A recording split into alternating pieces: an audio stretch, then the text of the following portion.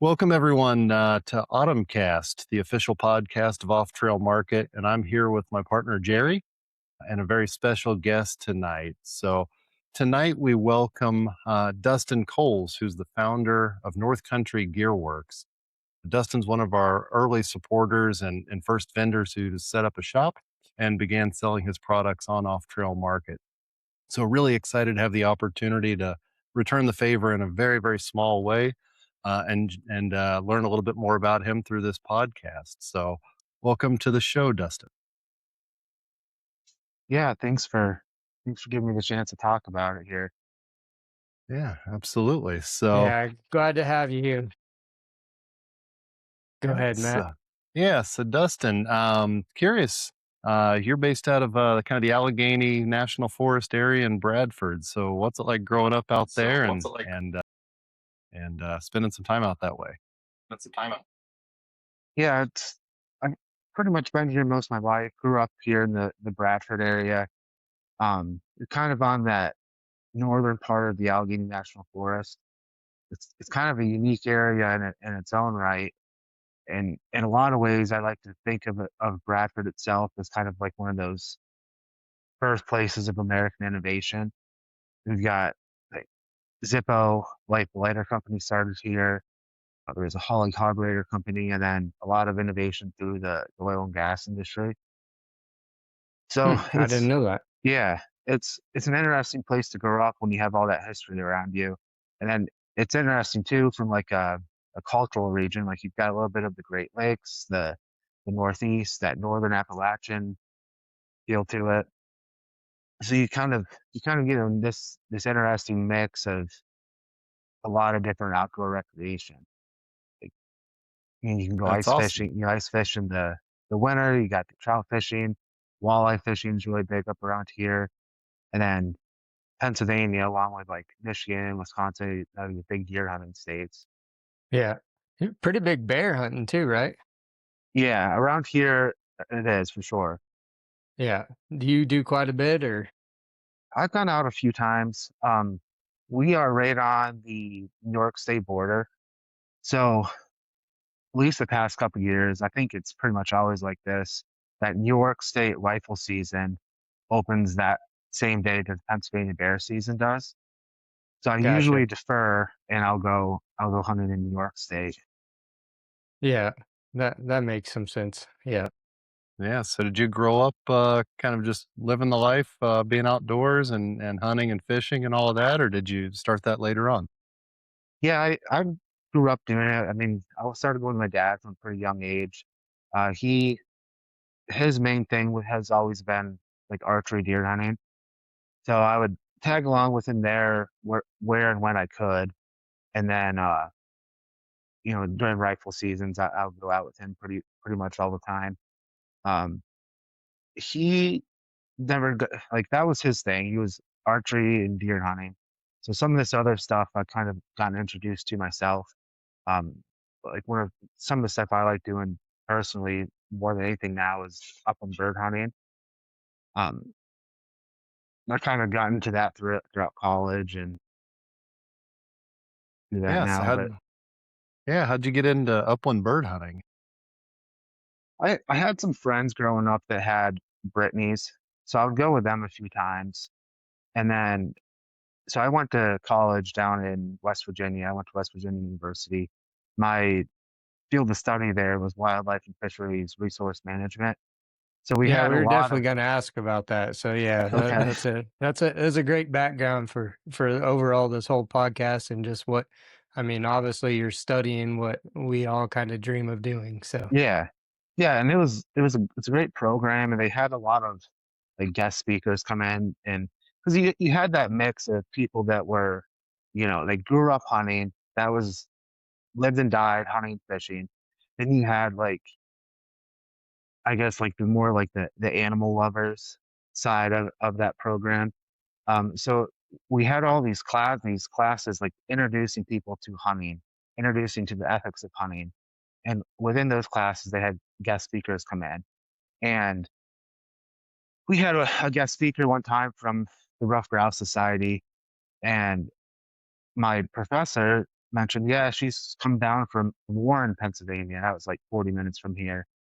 And so after the lecture, I went up and started talking with her and be like, yeah, like I heard you from Warren. Like I'm from Bradford. She's like, no, I'm not from Warren. I'm from Bradford. She's like, and I know your dad.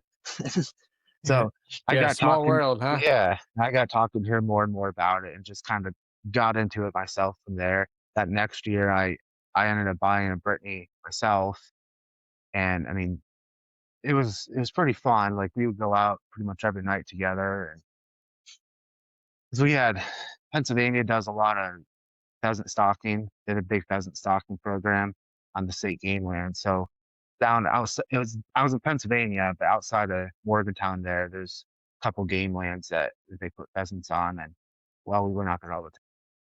Yeah. Yeah, Yep. that's awesome. Matt, I don't know about you, but I've never been upland bird hunting, so I'm very like I've Nope. heard that it's like awesome, but I've never went, so I'm interested. Yeah. Yeah. The closest thing I've done is dove hunting, and that's just a whole different animal. So, yeah, Yeah. running dogs and doing the whole thing's just a foreign concept to me. But I've seen enough videos on YouTube and other places to know that it's pretty incredible to watch those dogs move and run and flush birds. Yeah, and I hear it's good eating, right? Like the meat's awesome. Yeah, definitely. Yeah. That's that whole first year I had that my dog there. We pretty much lived off of pheasant, Yeah. at Yep. least So in the Yeah, fall. it's You know, how do you learn to train a dog like that? there's a guy I work with. He he's an electrician by trade, but I mean he's a very good dog trainer. And I got hooked up with him a little bit and kind of showed me the intros and what you should be doing. And really it all boiled down to, he said, is just get that dog on birds. Like you can do your basic obedience, like get it to come back to you, get it to stand still. You get that dog on birds, it's gonna figure it out. And that's what I did with her. I mean, she had a lot of bird contacts her first year, and I know a lot of it was unstocked birds. But I did take her up to Michigan shortly after that when we would get into like the flights of woodcock coming down through the state, and she's ended up turning into a pretty good, grouse dog and wild bird dog. I have a she's 10 now. I have a younger dog. She just turned 2. Um, yeah, I was gonna ask if you train more than one, so yeah, I by no means am good at it. I trying to follow that same path or just get this dog on birds. And so yeah. when she was under a year old, we ended up going back up to through Michigan. We went lower peninsula, upper peninsula, into Wisconsin, trying to get her on birds, and we had a really hard time that fall. It was end of September, early October. It was still like in the mid 80s, and it was tough working for the dogs. But I'm Yeah, hoping to go back out this year again. I don't want to jump into the products just yet, but I am curious. Have you done anything for the bird side of the house, or I've mostly seen the hunting and saddle stand products that obviously you have, but Yeah, so I did make this past spring. I started showing it at some outdoor shows. I call it a tailgate tether, and really all it is it's a piece of like that am steel rope, and I have a fixed loop on one end and then a prusik knot that has a snap collar, a snap lead on it. And what been doing with that is I'll hook that like girth hitches onto like my one of the toe straps or whatever on the truck, give myself a fixed point, and I can hook my dogs up on the tailgate, kind of adjust where I want them to be so they can't jump down, stay still. It kind of hmm, allows me to check them over for cuts and get the ticks and Ticks things and like that off yeah, them afterwards. yeah, that's yeah, pretty awesome. that's yeah. Yeah, out of necessity, that younger dog there gave me a run for my money the one day. Yeah, I mean it's funny how a lot of the things come out of necessity, right? It's like, Mhm. oh, I don't Yeah. there's nothing really good, or I got my own way, I want to do this, and that's how some of these, these things come apart and come about anyway. So, yeah. Yep. All Yep. right. Yeah. So what's your day job look like, or are you doing North Country Gear Works full time? but definitely have a day job. I Most of my life I've been working somehow in the oil field.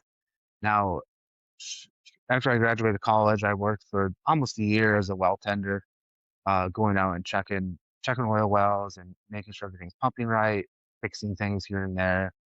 I ended up going back to West Virginia. I worked for the state for a couple of years.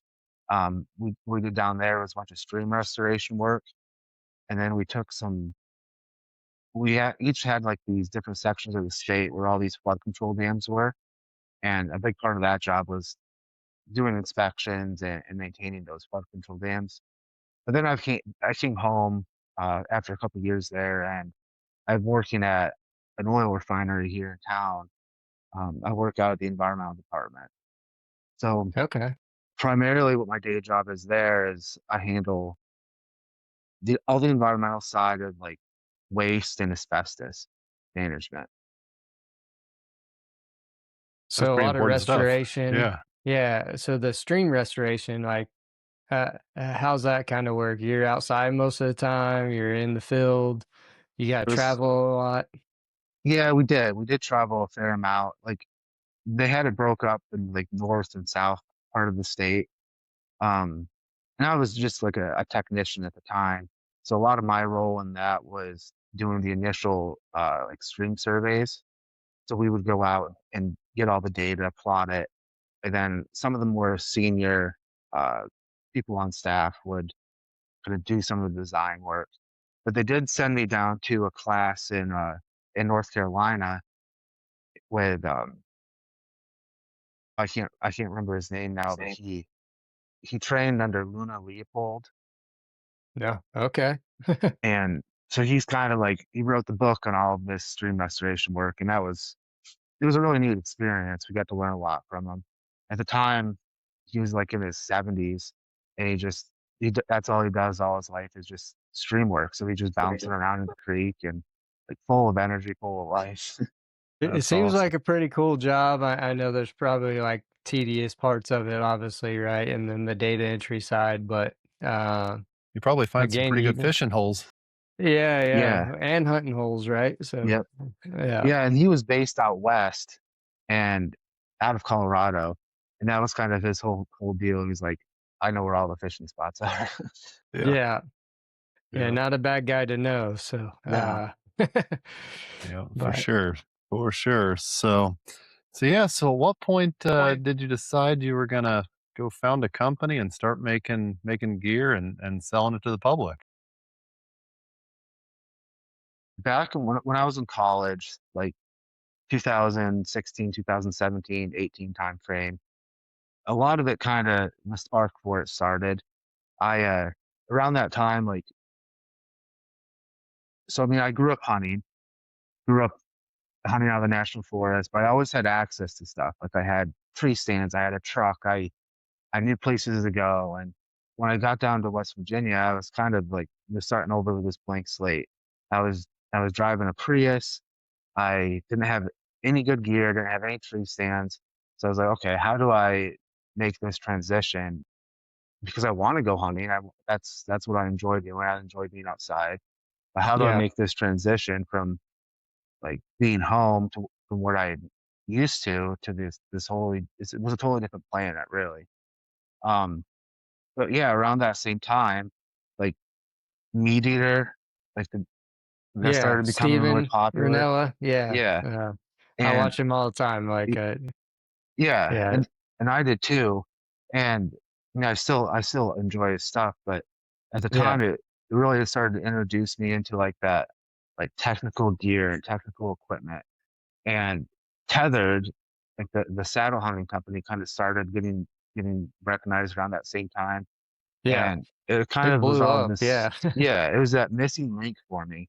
That I was like, okay, I see how all this could work together, and I pretty much had it first into it. Like I had limited funds, and I was always scouring like the classifieds and forums and looking for old backpacks and stuff. I ended up I didn't want to spend the money on a saddle myself to start, so I like watched these videos on how people made them themselves, and I started Did you like make your that. Did you make your own first saddle?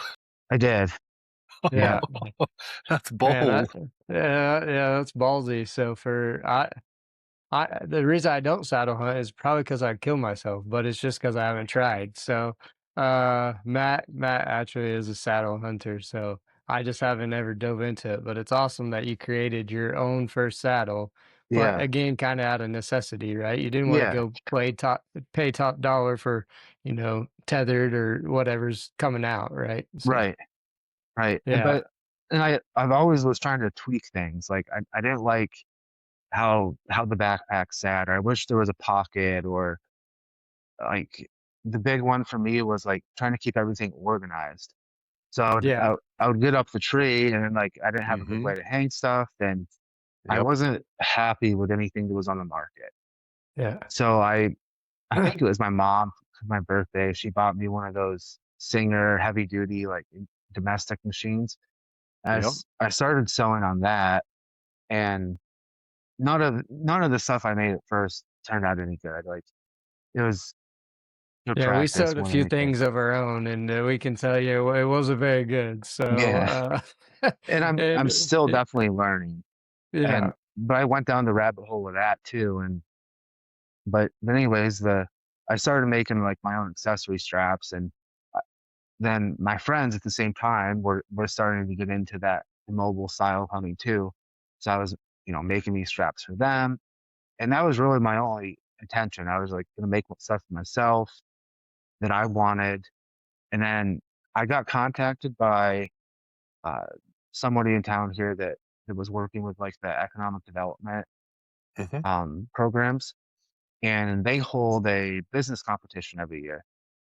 So that's kind of where it transitioned from something that I just want to do for myself, do some stuff for my friends, into like the business side of it. And yeah, so really, at the time, and still now, I had limited products. I had my first version of my what I call the rack strap. It's an accessory hanger, hmm, and I was pretty much just running with that.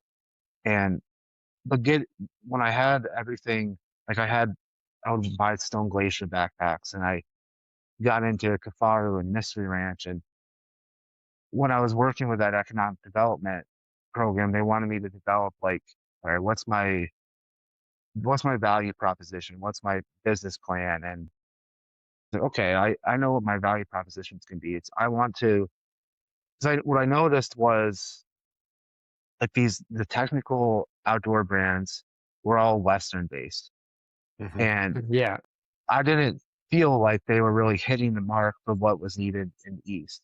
Like you have the differences in topography, difference in even hunting, the species Yep. you're hunting, the hunting styles. So there it was missing stuff.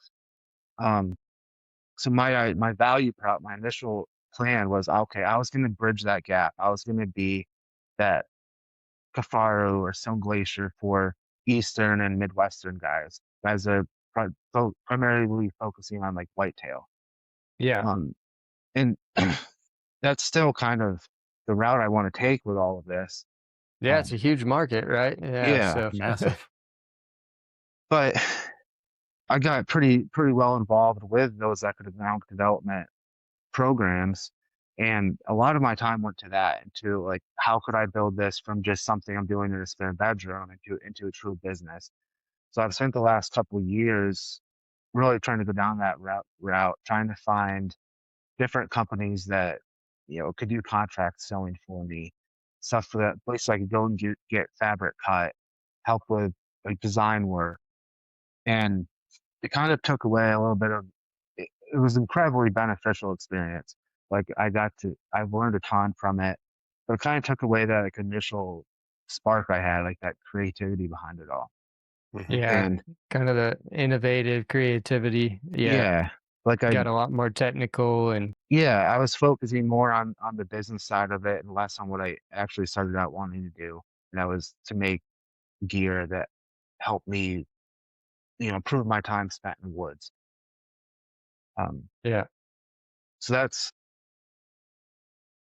kind of the route I'm taking now. Is I want to transition back more to like to that small maker kind of mindset. So I'm working on kind of like building out my shop how I want it to be, working on getting into some different, uh, like I bought a 3D printer. Like I'm working on learning how to use CAD and do digital design work, and Yep. so that's kind of the route I'm moving.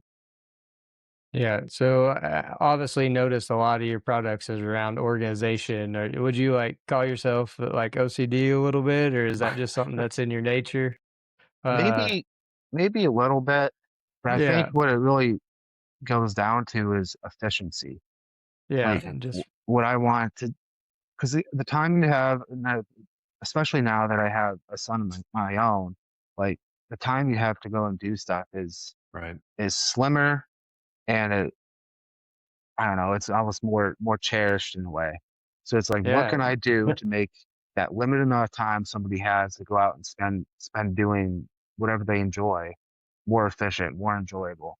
Because makes sense. yeah, because I mean, everybody's been there where you've got a And those mess at 4 seconds, a.m. and you're like, I should have just stayed home, sort of thing, yeah, you know? Yeah. yeah. Yeah. I mean, Yeah, and even I in the stand though, like seconds matter, right? Yeah, If you're not organized, deer or any kind of game stuff animal hanging can come in everywhere. you, yeah, can Yeah. come in you on you anytime. So I would say I'm very unorganized. So professionally, I would say I have it better together. But when I go out with these guys, they're pretty big gearheads. yeah. They know their stuff, and I do feel like a lot of times I just kind of like, all right, guys, what's going on? So. Yeah, so Uh, I don't wanna say anything I shouldn't, but when we yeah. went elk hunting last year, Jerry forgot all of his food. Really? That happened, yeah. So, we had to find a I won't Walmart on live the it way. down, so, hey, Yeah. we were probably, like, what, an hour out, and I was like, "Oh, shit." Oh, yeah. So, all my food's in one container, so we did a Yeah, emergency stop, and we yeah, took we care figured of it it, out. but Yeah. yeah, there was a few times that, I'm sleeping on, like, my pack, and these guys got, like, this nice, like, fluffy That's right. freaking I don't even know what they get new gear all the time. But anyways, what I was trying to Yeah, get to is like Matt took obviously the organization kit out there that you provide, your strap, and you shot your first deer out of it for opening. yeah. Was it opening day, Matt? Yeah, opening day. So, yeah, was up in a tree in, kinda central Missouri, and, yeah, didn't have a ton of time on my hands, but kind of found a tree to set up in, just saddle hunting.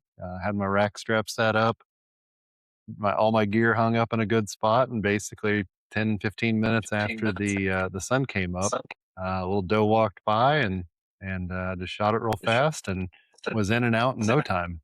So it was a really great experience, but also just really nice to be up in a tree and have everything really well organized, didn't have to fumble around for anything and just made for just a great hunt and yeah, it's a great system to use.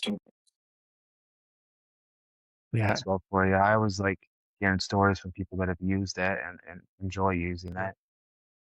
Yeah, Yeah, and I still got mine, so I will put my stuff together. I'll make sure it's all out there and organized, and I'll send you guys a picture or something. So, just so you know, I'm on top of it. But no, when I seen your products, obviously I think of Matt, obviously that I hunt with all the time.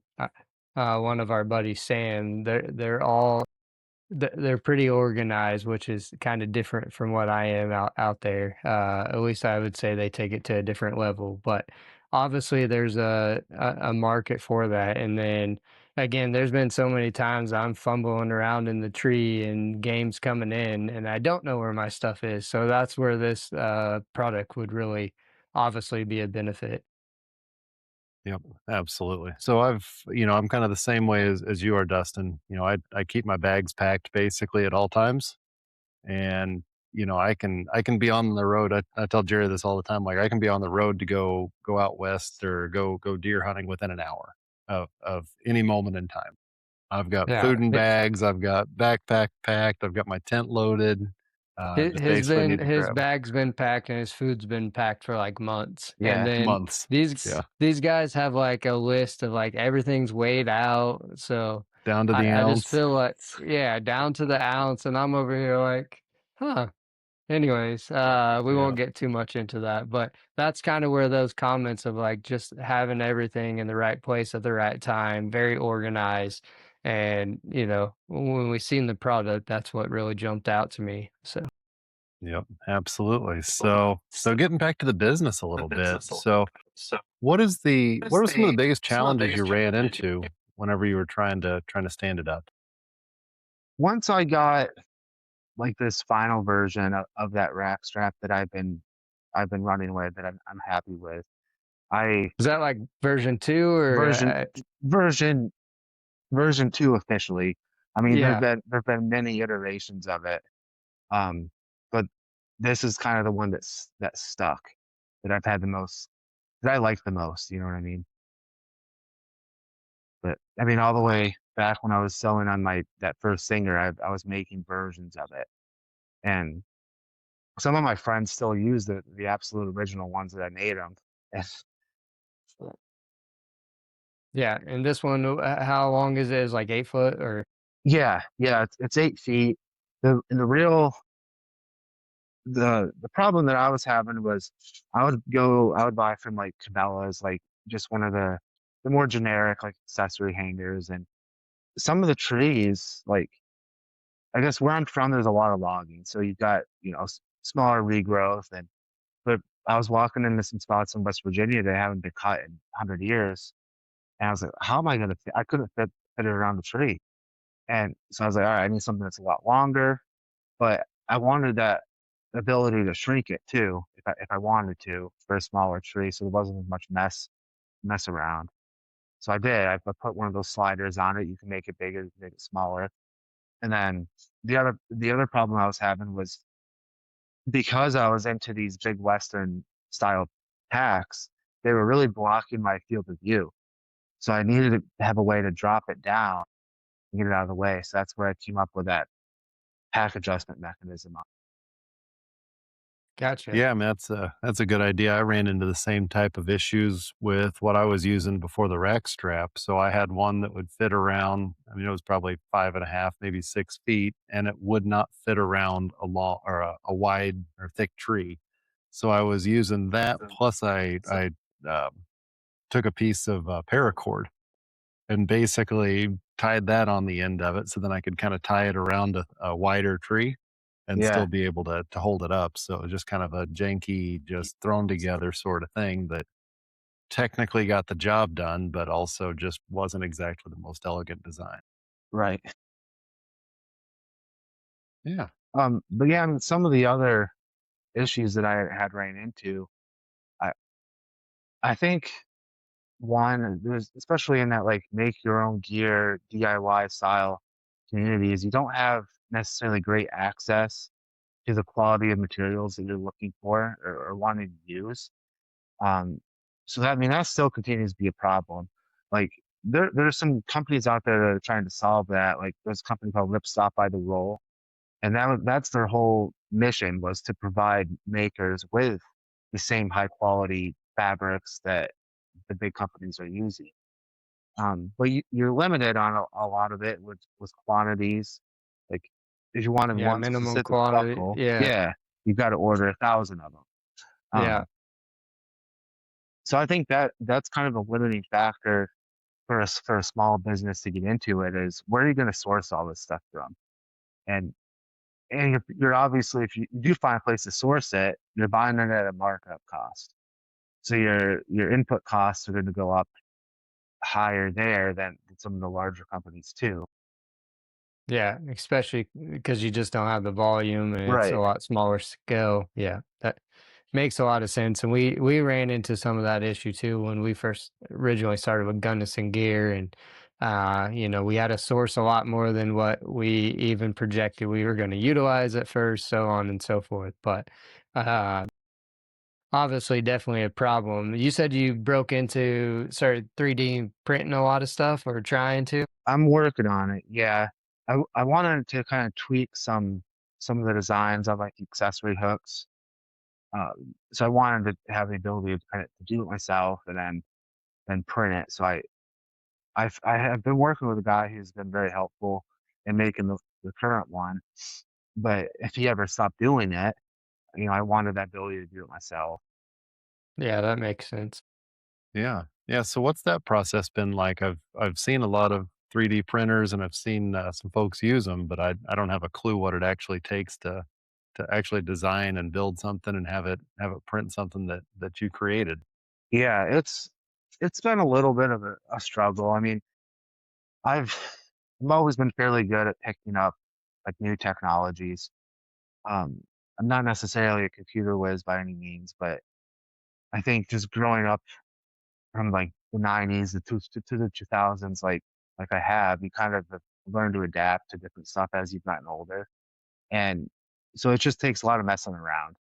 Um, Yeah. and I found some CAD software that I could use, and just messing around with it till I get it how I want to. And it's so great that you've got like YouTube and Yeah. stuff now. I You use can, that thing on everything, right? So, yeah, yeah. yeah. So I did a few trial runs a week or two ago of kind of a new design I was running with, and something got crossed somewhere though, because what I thought was going to be a 2-inch little hook came out at like 7 or 8 inches. It filled up the whole bed. But Yeah. Yeah. That's funny. So and then, early on, you had to teach yourself how to sew, right? yep, yep, I did. Yeah. Yeah, Now, I what was mean, that experience like? I so growing up, like my grandmother sewed. Like they were big into making quilts. My mom as well. So I've kind of always been around it in a sense. Um, just so I had the basics. Like I knew how to sew it. This is a straight stitch. I knew to back stitch as I was starting and ending. But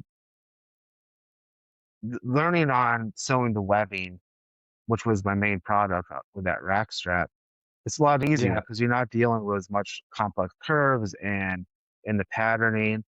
Um, so that's now that I'm trying to make outside of like the webbing, that's where I'm starting to hit some roadblocks on my sewing skills. Um, I've kind of put myself through a little mini boot camp. I found a lot of like tutorial kits that you can put together and learn how to sew those curves and the more complex designs for bags and backpacks. And so it's still kind of a work in progress. But in a way, it's going to help. I mean, it's going to help me to learn how to do the more complex stuff too. But kind of where I want to take the company is kind of stripped down, more of like a minimalist style. So I think with like the skills I've already gained, I can progress into that like that minimalist style pretty well here still, Yeah. How many products do you have right now?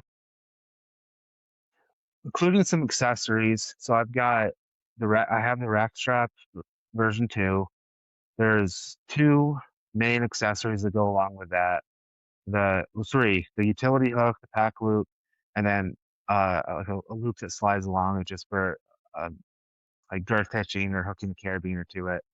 So you've got 4 there. The tailgate tether, which would be 5. I have a little stretch pouch, so 6, and then some of the like the hats and shirts and stuff as well. But Yeah, some 6, swag. Yeah. yeah, 6 main products. Yeah, I mean, that's a good start. Yeah. So we launched a couple of products and then, kind of came up with hey, we don't have a really good place to sell this on. So let's go figure out that problem. And then we'll kind of come back to it, as we tinker with stuff. But the main thing was getting, a platform out there that everyone that had the same issue that we had is taking it to market and actually start getting the sales, utilizing that platform to help promote what we truly love, which is, for one, this is like awesome and everything. We get to help all of these, entrepreneurs in the hunting or the industry that we love. Matt and I is going to Colorado here in, well, about 3 weeks. Three So weeks, yeah.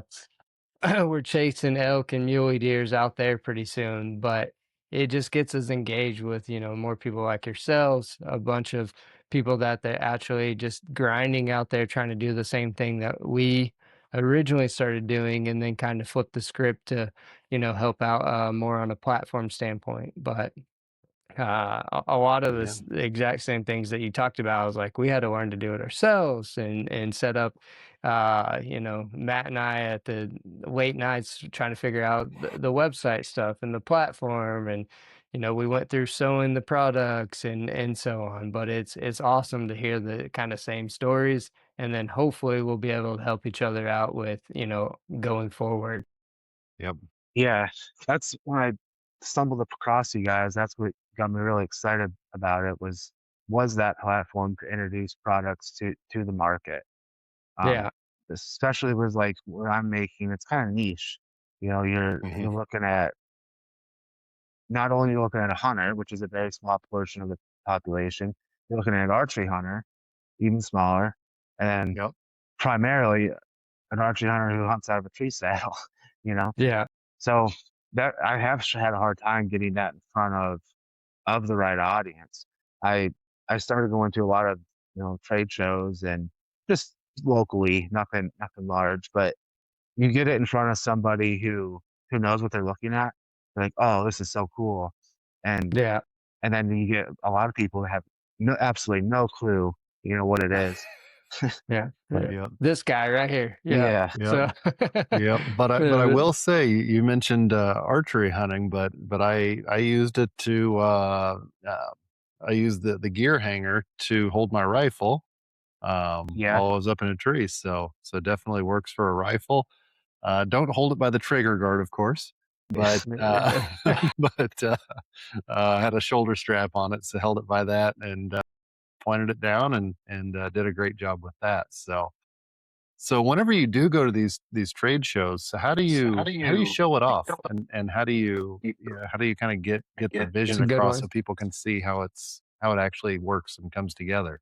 yeah. So I'm from a family of woodworkers. So my parents have made log furniture for as long as I can remember.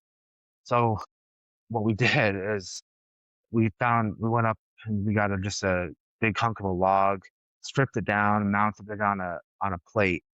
Um, so I can just attach the strap to that and kind of mimic. It's a little bit smaller than, maybe most of the trees you'd be hunting out of, but it can mimic that. So I set it up just how I would normally archery hunting. Um, bring my bow, I'll throw it on the utility hook, a backpack, and then I usually have a couple just sit on the table in front of me that I can demonstrate to people. And I a year or so ago, I tried making like a style video for it, and I was playing that on an iPad on a loop so people could see how it works as they're walking by.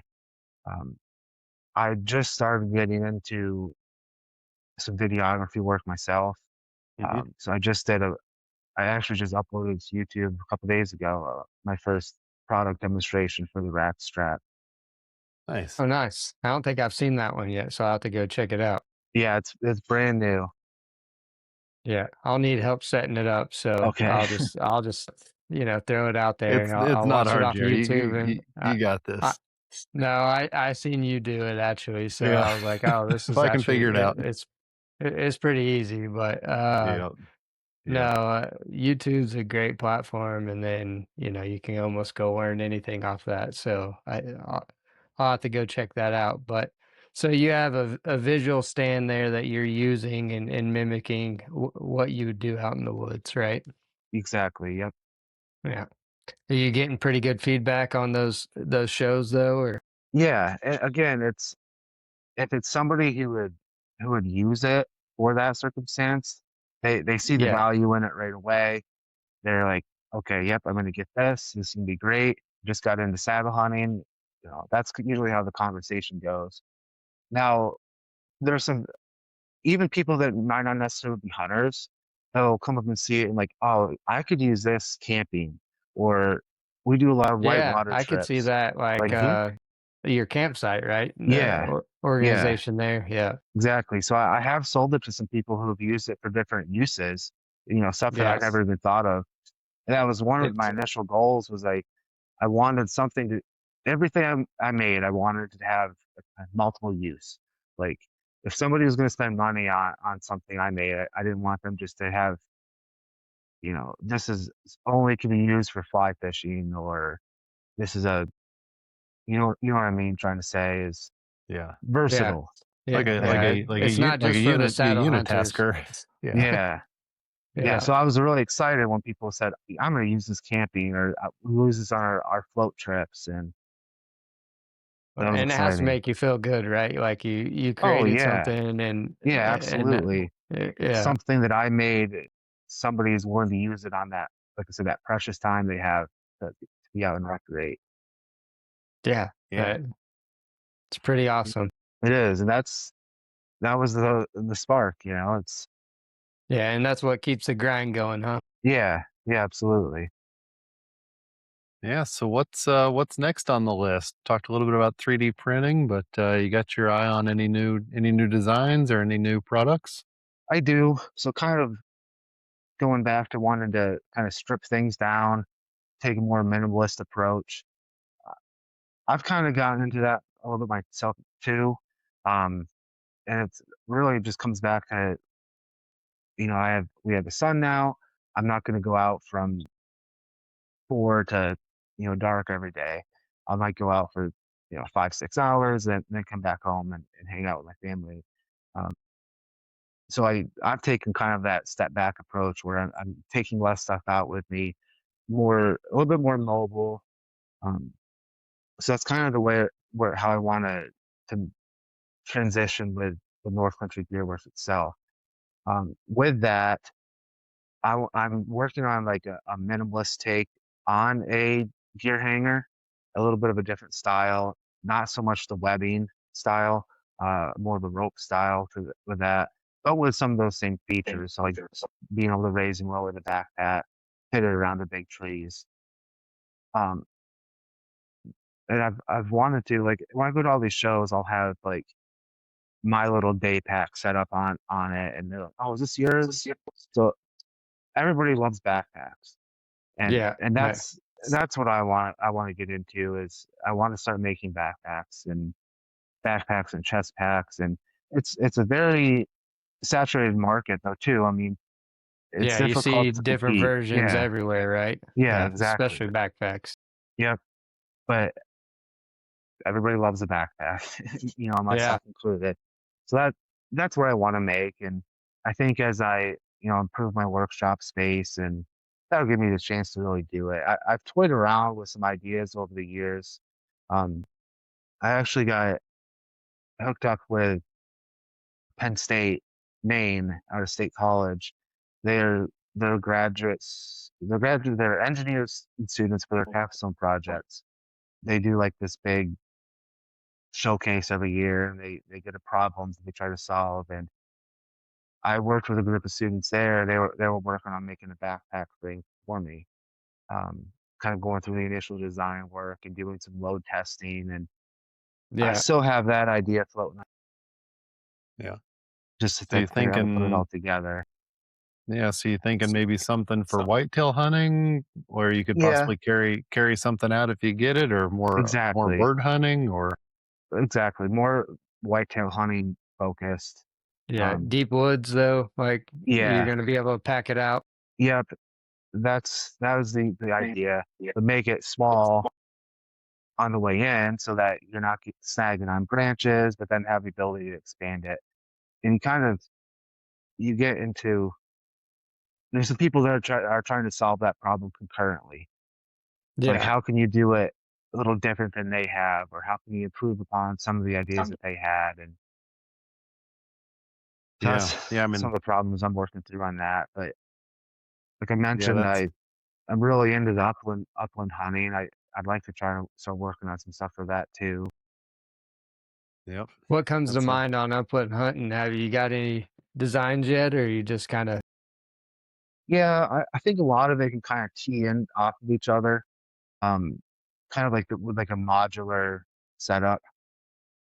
You can use it for multiple activities, scouting, archery hunting, rifle hunting, or bird hunting. Um, there's some companies out there now that are making really high-end vests, like bird vests. So I don't know if I'm going to necessarily go into that down that road, but I think there's a way I can fill a gap there with some like specific accessories for upland hunting and try to go down a little bit more down that route. Do you still use that saddle that you created originally, or did I you finally don't. go out and get one? I Yeah. don't. I've had a few since then. Yeah. Um, it was the same deal. I'm always buying and selling stuff. See, my problem Yeah. is I'm always buying stuff, Yeah, but I'm not doing the selling part. So I just have piles of stuff. It's really well organized, but I yeah, have piles of stuff that It's I used it's for like one impressive. Yeah. season and then said, you know what, there's probably something better. So then I go buy something better. But I yeah. never offload the tent that I used for 10 days 5 years ago. So maybe one day I need to free up some capital and start putting some of that on Facebook Marketplace Yeah, or hand me down to Jerry. yeah, Yeah, yeah, I'm just waiting in the background, so, it's alright. I do have a sleeping mat, and it is pretty Yeah. nice It is pretty sweet. compared to mine, yeah. Yeah. Uh, but no, like, he does have a lot of gear, and he is a, kind of a gearhead. We won't tell your wife exactly how Yeah. much you pay Oh, for all that yeah. stuff, but, no, no, no. uh, yeah. Anyways, yeah, so you thought Yeah. about the saddle again, or you kinda think that market's covered, or It is. I mean, it is covered. I get asked by some people here that I work with and I'm friends with, like, you should try to make a saddle, or could you make me one? And I've kind of shied away from that. I think it's part of it's just being new into the business world. I don't. yeah. I'm afraid of like the weight restriction liabilities and Mhm. testing. Like, what There's a am lot of I? liabilities with that one, right? It's Yeah, a little scary. Yeah. Yeah. Yeah, what that's am I required to do before I sell this to somebody? Sort Yeah. of I thing. I mean, a smart way to think because you do have to protect yourself, obviously, and then, and just, if an accident did happen, it changes a lot of things, right? So Yeah, and I could see that reservation there. yeah, and the bigger companies that are making them, I mean, they make a really good product. It's a really mhm. nice product, and Yeah. I feel like at least where I'm at with my business is maybe I can serve that market better with accessories for a saddle, but, something like along those lines. Yeah. I'll tell you Yeah, is it one of makes the sense. things that yeah, on my saddle, a hip pinch. Like Yeah, the way that it comes, kinda just comes across and then it hooks into your oh boy, I can't even remember the terminology, but the strap there that basically holds you to the tree. I've not been able to find something that actually spaces it out enough to where it's not just like killing my hips about 30 minutes in. So, yeah. So I don't know if yeah. there's Luck, anything there that you've seen that helps with that. I have seen quite a bit of, they call them like hip pinch eliminators. Um, there's some Yeah, different Matt's designs. buying something else here. Yeah, different designs people have worked off of, but really they're just kind of like a spreader bar, kind of opening up that bridge on the saddle. Um, I can't think of the company's name, but they were sitting behind me at a trade show. They almost have like a spring activated one. So Really? yeah, it has some pressure behind it, and if I remember correctly, they're using it like for hit pinch eliminator as like a bipod. Um, Really? yeah, different uses for That's it. pretty sweet. Yeah, yeah, it was. Yeah, I can't remember its name, but Yeah. He'll That's find all it. right. Don't worry. yeah. Yeah. Yeah. That's all right. But tell you what, you make a hip pinch eliminator, and I'll be your first customer. All right. Well, that's awesome. So, well, I think, yeah, I think that runs me through, through kind of my list here. So, Jerry, any final thoughts before we start to wrap it up? No, I mean, I greatly appreciate you taking the time, obviously speaking with us. Every time we have one of these, I get even more excited just about the platform and just overall about hunting and the industry again. So just want to say thank you, and I'm sure we'll be working together for a while. So looking forward to it. Yeah, Yeah, yeah. and Thanks, hoping to do guys. this again soon with you. Yeah, I appreciate it. Thanks for talking with me, and look forward to catching up with you guys again here soon. All right. Well, thanks so much, Dustin. Thanks. Uh,